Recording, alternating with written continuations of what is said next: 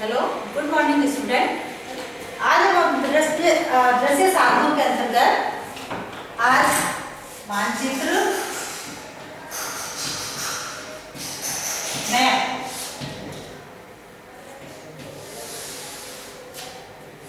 Atlas तथा शामपट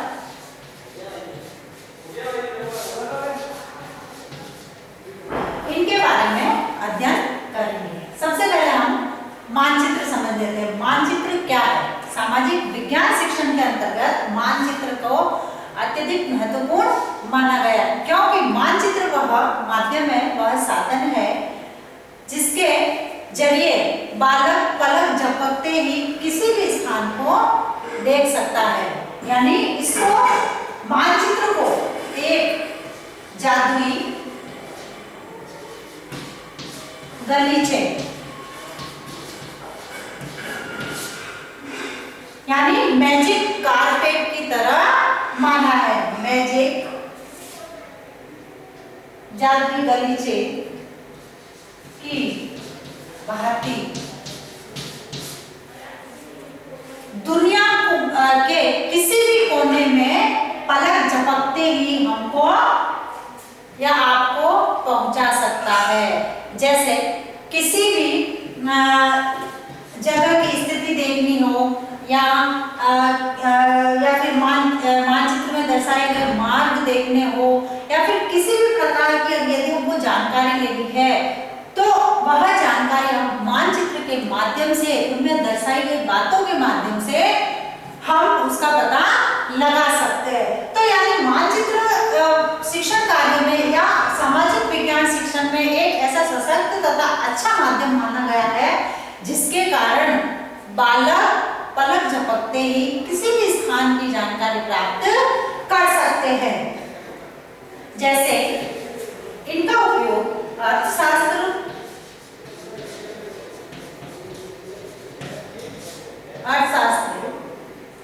राजनीतिक विज्ञान,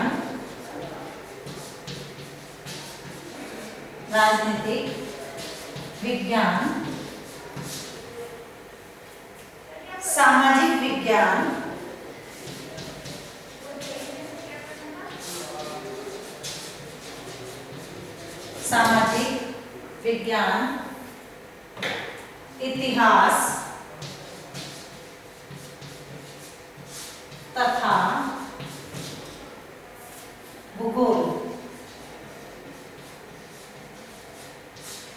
से संबंधित है।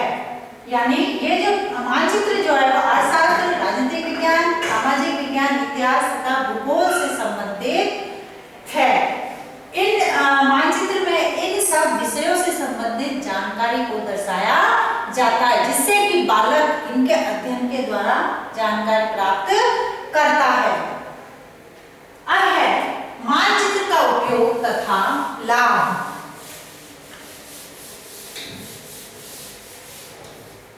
मानचित्र सबसे पहले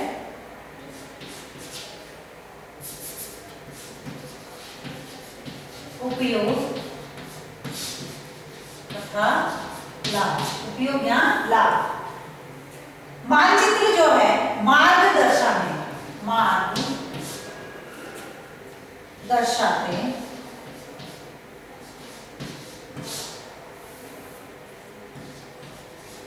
हैं। यानी मानचित्र हमें विभिन्न जो मार्ग है उन मार्गों को दर्शाने में सहायक होते हैं। यानी विभिन्न प्रकार के जो चाहे सड़क मार्ग हो, रेल मार्ग हो, वायु मार्ग हो या अन्य किसी प्रकार का मार्ग हो वह दर्शाने में सहायक है या वह दर्शाते हैं। फिर है किसी भी स्थान की दूरी ज्ञात करने में सहायक। यानी मानचित्र के माध्यम से हम किसी भी स्थान की दूरी को ज्ञात कर सकते हैं कि यहाँ से वह जगह कितनी दूर है, कितने किलोमीटर तक की है, कहाँ तक है, इन सब चीजों का पता मानचित्र के माध्यम से लगा सकते हैं। उसके बाद है मानचित्र जो है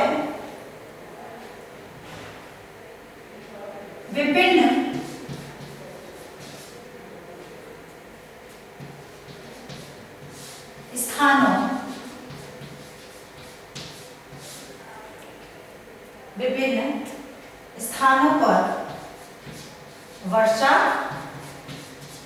जलवायु,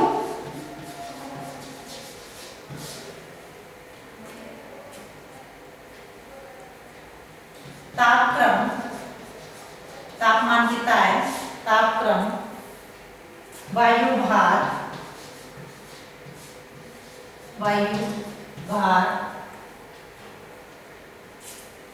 तथा मौसम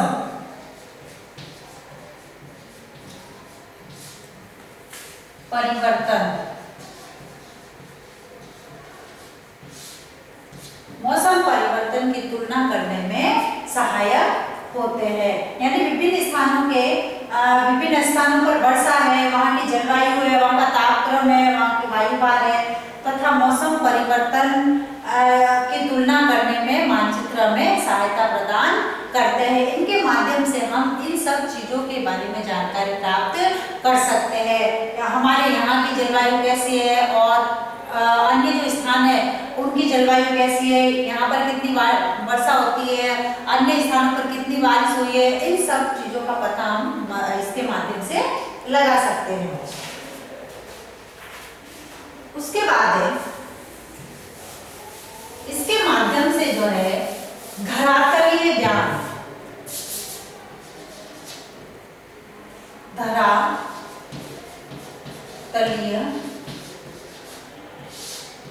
ज्ञान, धरातलीय ज्ञान में धरातल ऊंचाई कितनी है, किसी भी स्थान की नीचाई,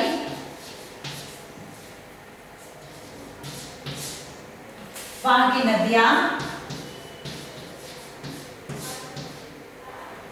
पहाड़ आदि का अनुमान हम ठीक प्रकार से लगा सकते हैं। यानी मैप के माध्यम से, मानचित्र के माध्यम से हम धरातलीय ज्ञान प्राप्त कर सकते हैं। कहाँ पर कितनी ऊंचाई है, नीचाई है, नदियां है, पहाड़ है, हम इन सब चीजों का ज्ञान प्राप्त कर सकते हैं। उसके बाद है किसी भी स्थान की सांस्कृतिक,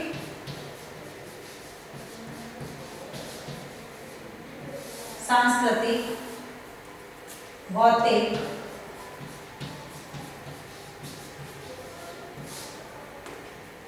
तथा भौगोलिक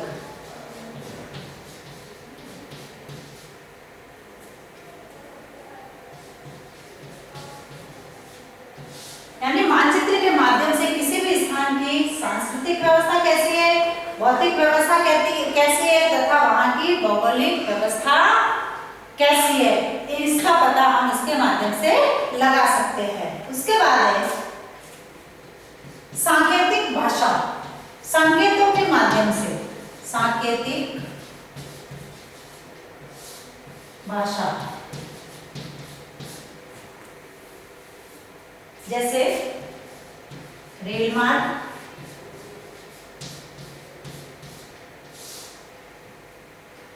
सड़क,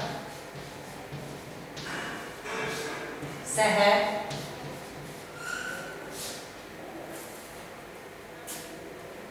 आदि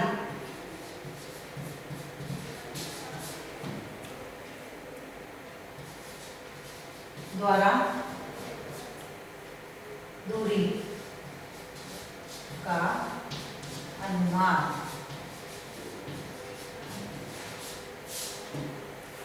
सांकेतिक भाषा, रेल मार्ग, सड़क, शहर आदि की दूरी का हम अनुमान लगा सकते हैं। जैसे कि अभी आप जो अपने एंड्रॉइड फोन चल रहे हैं उसमें भी जैसे गूगल मैप वगैरह बताते हैं, उसमें भी मानचित्र दिया होता है तथा उसके माध्यम से सांकेतिक भाषा के जरिए हम रेल मार्ग है चाहे सड़क मार्ग है उन सब का पता लगा सकते हैं। इस प्रकार जो मानचित्र है, इन मानचित्र के माध्यम से हम जो है सांकेतिक भाषा में वहां की दूरी ज्ञात कर सकते हैं। यहाँ से रेल मार्ग कितना दूर है, सड़क कितनी दूर है या फिर और अन्य जो चीज है वह कितनी दूरी पर है, इसका अनुमान हम इसके माध्यम से लगा सकते हैं। उसके बाद है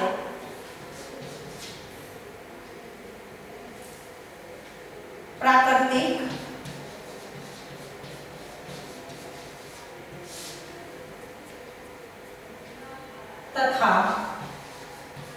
मानवीय संसाधन, मानवीय संसाधन, यानी मैप के माध्यम से प्राकृतिक संसाधन कहाँ कहाँ पर है तथा मानवीय संसाधन किस स्थान पर है उसका पता हम इसके माध्यम से लगा सकते हैं। अब मानचित्र के माध्यम से, मानचित्र में चित्रों के प्रयोग द्वारा जो है अपना प्रस्तुतिकरण, आकर्षक,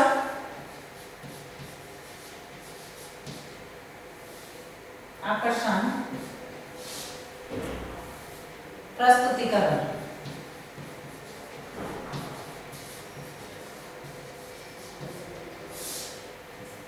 जैसे ऐतिहासिक, आधुनिक उद्योग तथा पर्यटन स्थल। ऐतिहासिक,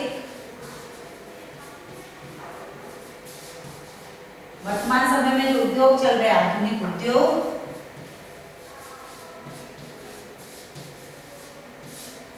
आधुनिक उद्योग, और पर्यटन स्थल।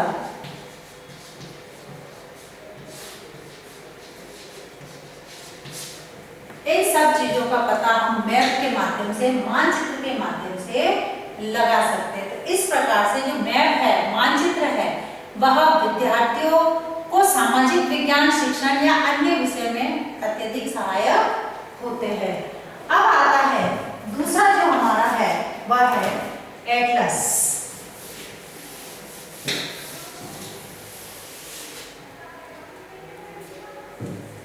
अब एटलस जो है सामाजिक विज्ञान, एटलस, एटलस सामाजिक विज्ञान में महत्वपूर्ण स्थान रखता है, क्योंकि एटलस में सभी प्रकार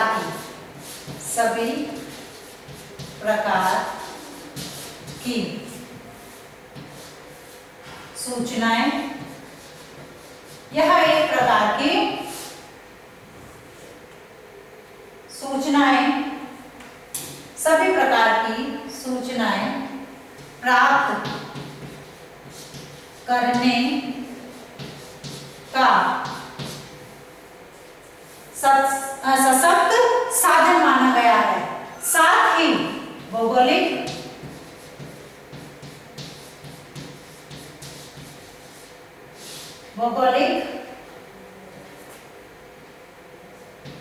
शिक्षण बिंदु,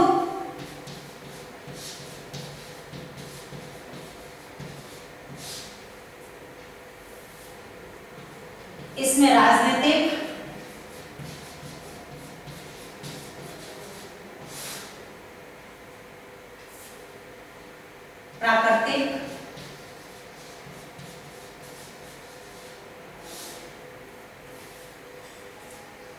प्राकृतिक स्थिति,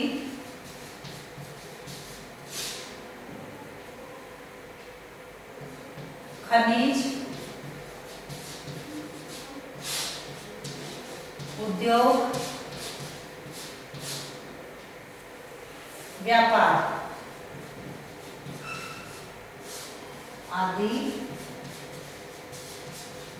से संबंधित मानचित्रों को एक ही एटलस में देखा जा सकता है। यानी एटलस एक प्रकार की मानचित्रों से भरी हुई वह बुक होती है जिसमें सभी प्रकार की सूचनाएं हमें एक जगह एकत्रित मिल जाती है, जिसमें जैसे भौगोलिक है, शिक्षण बिंदु से संबंधित, भौगोलिक शिक्षण बिंदु से संबंधित, राजनीतिक, प्राकृतिक स्थिति को जानने वाले मैप है, या खनिज है, उद्योग है, व्यापार है आदि से जो संबंधित मानचित्र है, इन मानचित्रों को एक साथ देखा जा सकता है तथा इसका लाभ भी होता है। और ये जो एटलस है, एटलस विद्यार्थियों को स्व अध्ययन के लिए प्रेरित करती है, क्योंकि वह जो विभिन्न प्रकार के मानचित्रों को देखेंगे एटलस में, तो वह उनको देख कर करने की कोशिश करते हैं, जिससे कि विद्यार्थियों में स्व अध्ययन का विकास होता है, खुद ब खुद किसी भी चीज को सॉल्व करने की कोशिश करते हैं। अब इसकी विशेषताएं एटलस की, सबसे पहले इसमें मानचित्र, एटलस में मानचित्र शुद्ध मापक पर बने, शुद्ध मापक पर बने हो, यानी एटलस में जो मानचित्र होते हैं वह शुद्ध मापक पर बने होने चाहिए, उसमें किसी प्रकार की त्रुटि नहीं होनी चाहिए। फिर है छात्रों की स्तर के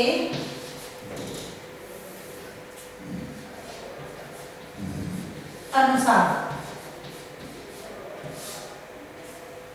यानी एटलस जो है वह छात्रों के स्तर के अनुसार होना चाहिए, यानी ये नहीं होना चाहिए कि जैसे क्लास 6 का बच्चा हो और उनको 10th लेवल का एटलस होना चाहिए, तो उनकी आयु व स्तर के अनुसार एटलस बनी होनी चाहिए। फिर है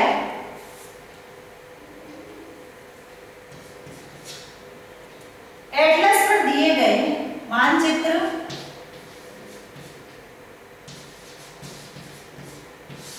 शुद्ध, स्पष्ट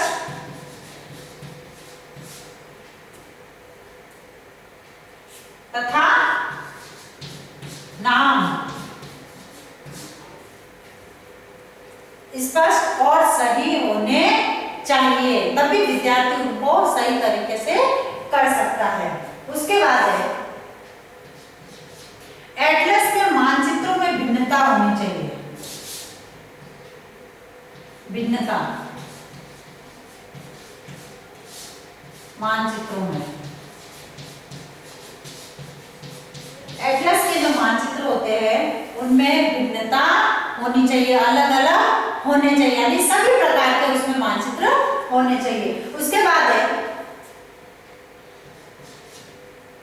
इन मानचित्रों के साथ पैमाना आधार मानकर जो काम करते हैं, पैमाना एवं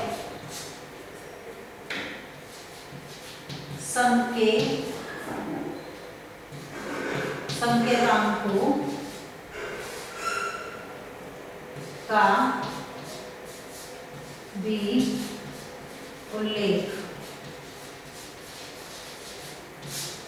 संकेतांकों का भी उल्लेख होना चाहिए। तो इस प्रकार से एटलस विद्यार्थियों के लिए महत्वपूर्ण माना गया है। अब आता है अपना तीसरा श्यामपट्ट।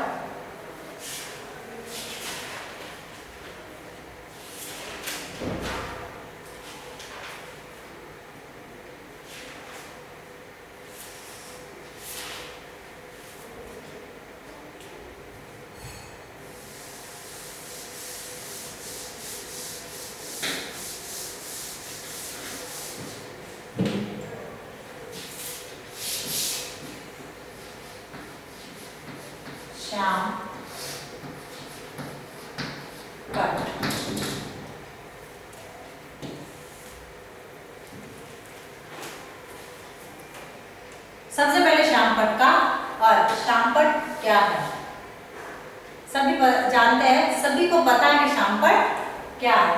श्याम यानी काला रंग, काला रंग, और पट्ट यानी लकड़ी के तख्ते। इसका अर्थ यह हुआ कि श्यामपट्ट काले रंग का लकड़ी का वह तख्ता होता है जो चारों तरफ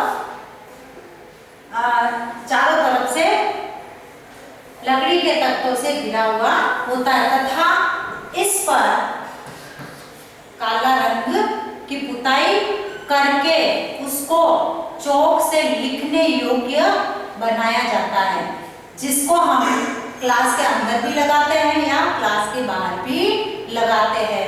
इससे विद्यार्थियों की दो इंद्रियां सक्रिय रहती है, जैसे कान से सुनना और आंखों से देखने की ये जो इंद्रियां है यह सक्रिय होती है। इसलिए इसको श्याम पट कहा जाता है, क्योंकि इसमें काले रंग की पुताई करके इसको लिखने योग्य बनाया जाता है और यह कक्षा के अंदर तथा बाहर लगाया जाता है। इसमें जिस पर शिक्षक द्वारा जो विषय सामग्री है उस विषय सामग्री को अंकित किया जाता है, लिखा जाता है अपने शिक्षण कार्य के दौरान।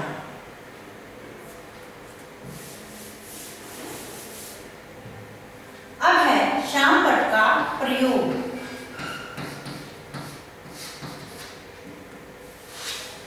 यानी सामाजिक विज्ञान जो शिक्षण है या सामाजिक अध्ययन का जो शिक्षण है, इसके प्रयोग द्वारा श्याम पट के प्रयोग द्वारा छात्रों की दोनों इंद्रियां सक्रिय रहती है, जिसमें बालक एक साथ क्रियाशील रहते हैं तथा बालक ज्ञान ग्रहण इसके माध्यम से बालक जो है इन दोनों इंद्रियों द्वारा ज्ञान ग्रहण करने में सफल होते हैं। अब इसका प्रयोग हम किस प्रकार कर सकते हैं? अब श्याम पट का प्रयोग हम विभिन्न सिद्धांतों,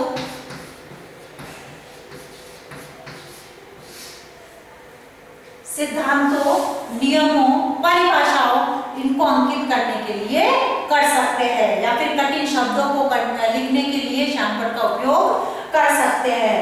उसके बाद है पदों को परिभाषित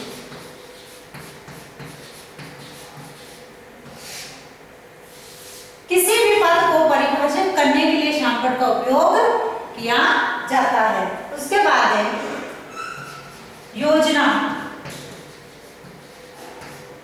की रूपरेखा, यानी किसी भी योजना की रूपरेखा को लिखने के लिए श्याम पट का उपयोग किया जा सकता है। फिर है सारांश देने के लिए, सारांश देने के किसी भी विषय वस्तु का सारांश देने के लिए इसका उपयोग किया जाता है। फिर है रेखा चित्र, विभिन्न प्रकार के चित्रों को बनाने के लिए रेखा चित्र या फिर रेखा आकृतियां, विभिन्न आकृतियां बनाने के लिए रेखा आकृतियां। बालकों को विषय वस्तु का ज्ञान कराने के लिए विभिन्न प्रकार के रेखा चित्र या रेखा आकृतियां बनाने में प्रयोग करते हैं। फिर है चार्ट, ग्राफ आदि को प्रदर्शित करने के लिए श्याम पट का प्रयोग किया जाता है। यानी इसके माध्यम से हम विद्यार्थियों को चार्ट है, ग्राफ है, वह बनाकर, वह दिखाकर जो है इसका प्रदर्शन कर सकते हैं। उसके बाद है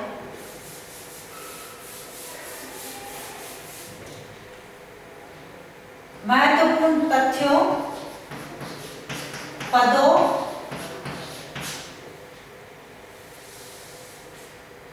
आदि पर बल देने के लिए, आदि पर बल देने के लिए। फिर है मुख्य निर्देश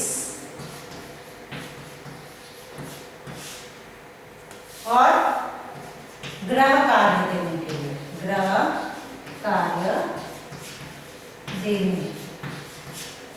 इस प्रकार से जो है विद्यालय में विद्यार्थियों के समक्ष शिक्षक द्वारा श्याम पट का उपयोग किया जा सकता है, जिसमें कि विभिन्न प्रकार के जैसे प्रश्नों को लिख सकते हैं, उनके उत्तर लिखवा सकते हैं, गृह कार्य देने के लिए, उनके निर्देश लिखने के लिए, तथ्यों पदों आदि पर बल देने के लिए, परिभाषित किसी की परिभाषा लिखने के लिए, नियम लिखने के लिए, सिद्धांत लिखने के लिए, सूत्र लिखने के लिए, इस प्रकार से शामपट का प्रयोग किया जा सकता है। अब है इसका महत्व।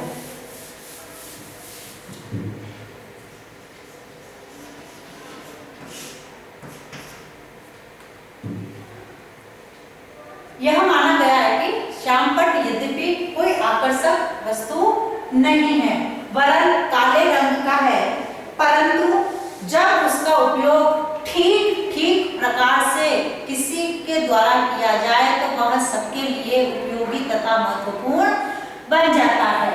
अब इसका महत्व है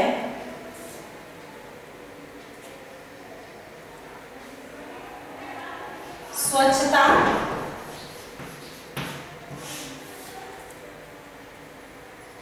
शुद्धता,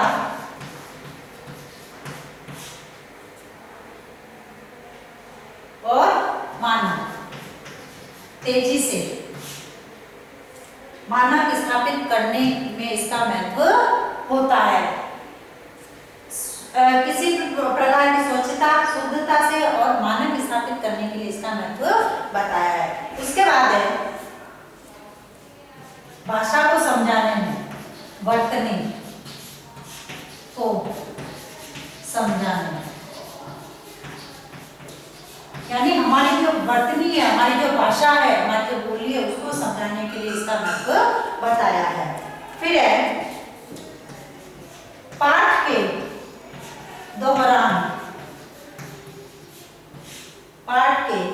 दौरान शामपट पर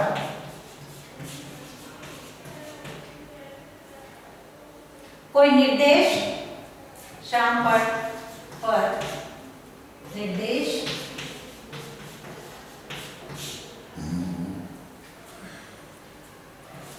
चित्र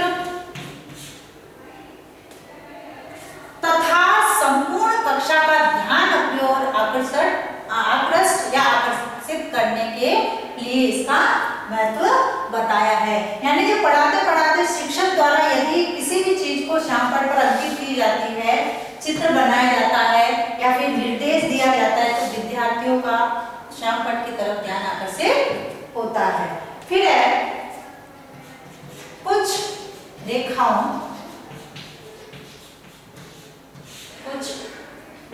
के सहारे शिक्षक द्वारा कोई भी नक्शा या चित्र छात्रों के सामने तत्काल प्रस्तुत किया जा सकता है और विद्यार्थी उसको देखकर सीख जाते हैं। उसके बाद है अब जब हम शामपट का जब उपयोग करते हैं तो ध्यान देने योग्य महत्वपूर्ण बातें।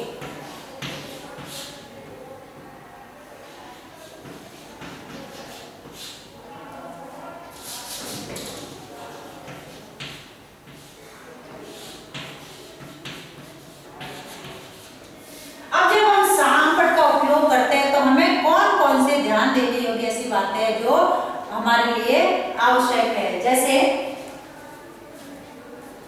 शामपट को डस्टर, झाड़न या कपड़े से साफ करना जिससे कि शामपट अच्छी तरह से साफ हो जाए। उसके बाद है शामपट के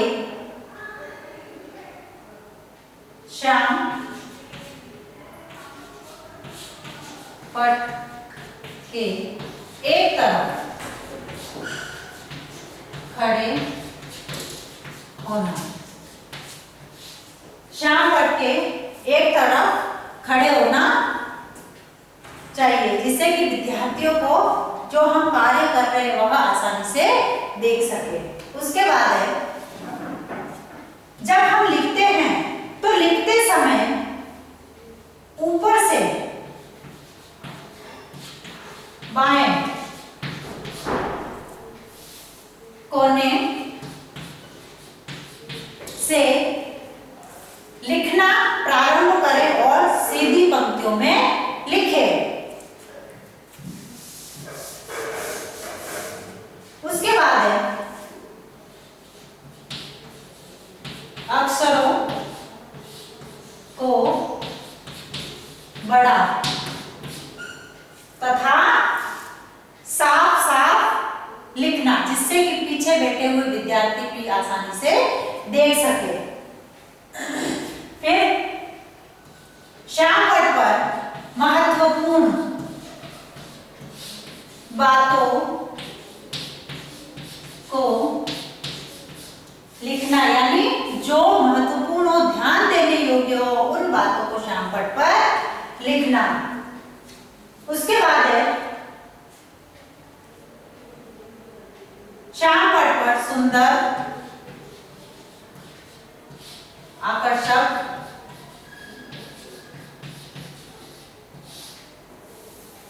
तथा एक सा लिखना। और जो लास्ट जो बात आती है इसके, वो कम से कम साल में एक बार श्यामपट्ट का कलर जरूर करवाना। तो श्यामपट्ट का उपयोग करते समय हमें इन बातों का, इन सावधानियों का ध्यान रखना आवश्यक है। अब है आज का आपका गृह कार्य।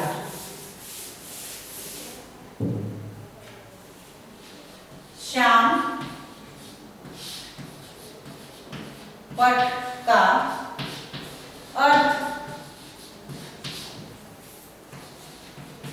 बताते हुए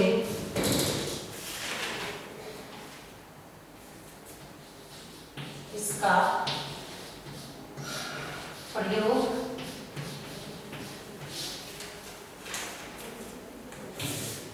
महत्व तथा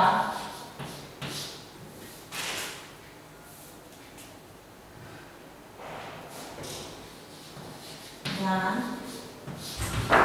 देने योग्य बातें बताइए।